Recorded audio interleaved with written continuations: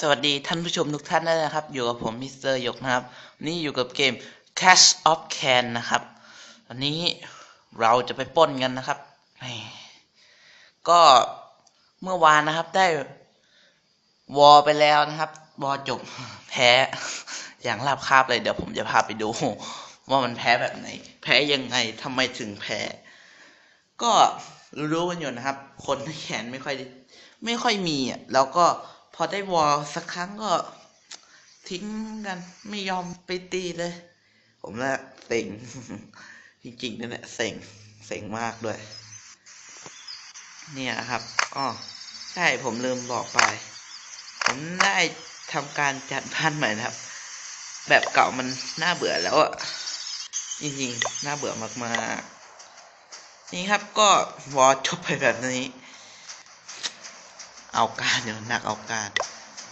ก็นี่ครับบ้านผมโดนไป3 ดาวนะครับส่วนที่ผมตีก็นี่ซ่าครับไปตีบ้านนี้ก็รู้ว่าแพ้แน่ๆครับก็เลยไปตีบ้านที่ได้โบนัสเยอะหน่อยนะครับเพื่อจะได้โบนัสเยอะๆหน่อยเวลาแพ้ก็ได้ประมาณ200,000นะครับไม่หรอกโอ้โหเกิดอาการแหลกชั่วคราวครับก็ดีครับผมจะลองเอาชุดแบบนี้ไปลองปล้นเล่นๆนะครับไม่ได้ซีเรียสอะไรมากถ้วยผมก็ลดไปเยอะอยู่ผมคิดว่าผมอยากจะถ้วยสัก 2,000 นะครับแต่ทำไม่ได้เล่นไปเล่นมาก็โดนลบอย่างเดียวเลยไม่ค่อยชอบเลยน่าเบื่อมากก็ไม่ได้อัดคลิปมาหลายวันก็เมื่อวานก็ลงแคสรอย่อไปนะครับวันนี้ก็อัดClash of Clans นะครับก็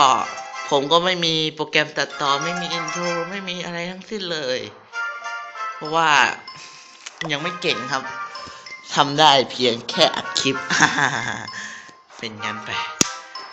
ก็ตาเดียวพอครับตามสเต็ปผมครับเพราะว่าโปรแกรมอัดชอบเด้งนะครับไม่ค่อยถูกใจสักเท่าไหร่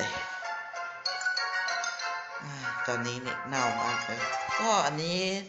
อยู่บ้านผมนะครับอยู่ในห้องก็ไม่ได้ไปบ้านคุณเองนะครับ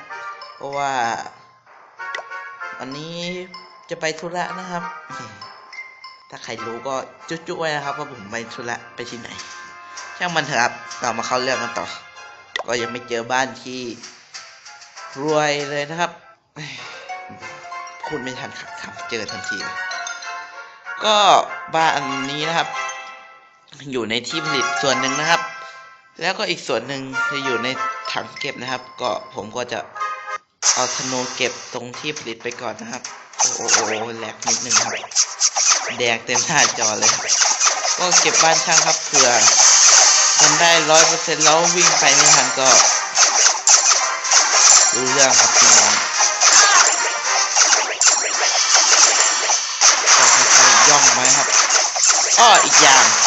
ผมไม่ได้อ่านนานคิงผมได้ทำการอัพเป็นเลเวล 5แล้วนะครับก็สนุกสนานเลยทีเดียวตอนนี้ก็เอาคิงของมันให้ตายไปก่อนนะครับ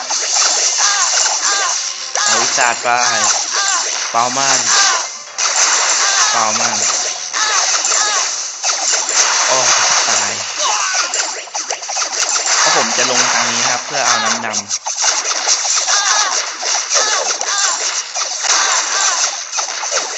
แค่นี้ก็น่าจะเอาคิงล้มได้ครับโอเคครับก็ปล่อยยักษ์ไปไม่รู้ว่าครั้งนี้จะได้กี่เปอร์เซ็นต์นะครับโอ้โหแค่แหลกก็อย่าฮิวลงครับคือผมจะเป็นคนที่รีบลงยาหิวชิบหายเลยนะครับไม่เป็นไรครับยังพอส่งประสิทธิภาพได้อยู่บ้างปล่อยวิสาดไปก็คิงยังไม่ลงครับมังกรขอลงเป็นทางนี้นะครับเอาน้ำและฮิวลงก็แหลกครับคิงเดี๋ยวลงด้าน ขวาแล้วกันครับก็ผมแปลกใจนะครับเมื่อวานมาดูเป็น9ซับแล้วทำไมวันนี้มาดูเหลือ8ซับก็อย่าเพิ่งอันซับนะครับผมเพิ่งจะลองอัดเองอยากให้ได้สัก100 คนจะเป็นอะไรที่ดีมากเลยผมไม่ได้หวังสูงนะจริงๆไม่ได้หวังสูงเลยเอาปล่อยยาบ้าลงไว้ครับบ้าแล้วทำเลย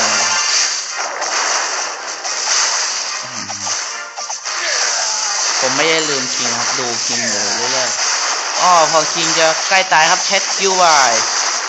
มาเล็กเทวดาอันนี้น่าจะได้ 100% นะครับถ้าที่ดู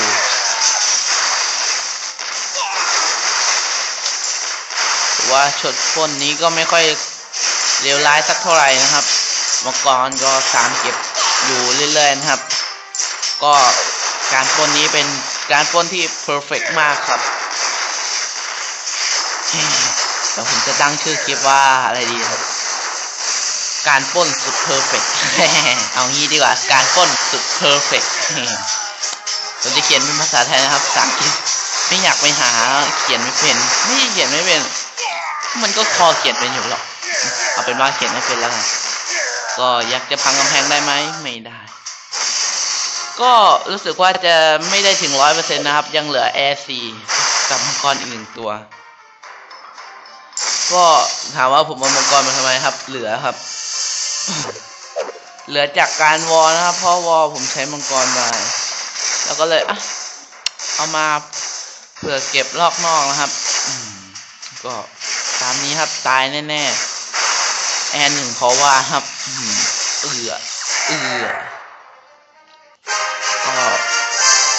ได้มาเยอะพอสมควรนะครับแวะดูโปรแกรมอัดหน่อยเปิดเองก็17 ถ้วยครับถือว่าไม่มากไม่น้อยนะครับก็อัดช่วงนี้อาจจะอัดวันละคลิปน่าจะวันละคลิปเพราะ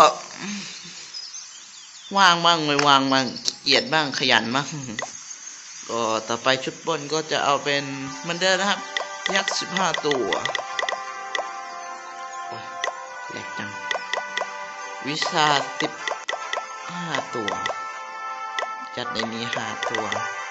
ทุกเบิร์น5 ตัวเยอะลืมมังก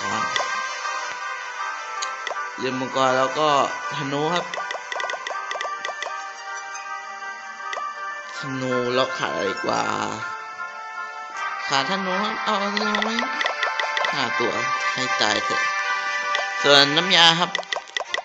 ตามสเต็ปผมยาบ้า1 ขวดยาฮิว2 ขวดนะครับก็ไว้จะอัดบ่อยๆนะครับแล้วก็อย่าเพิ่งอันซับผมเลยขอร้องเลยอย่าเพิ่งอันซับเลยนะก็ซับสไครต์เยอะๆนะครับเผื่อจะมีโปรโมชั่นอะไรมาแจกนะครับไม่รู้สิอาจจะไม่ได้แจกก็เป็นงั้นแหละครับไม่ได้รวยนะครับไม่ค่อยมีตังค์ครับก็ขอจบคลิปเพียงเท่านี้ครับใครชอบก็อย่าลืมกดไลค์กด Subscribe และกดแชร์ด้วยนะครับแล้วพบกันใหม่นะครับไปละครับสวัสดีครับบายครับ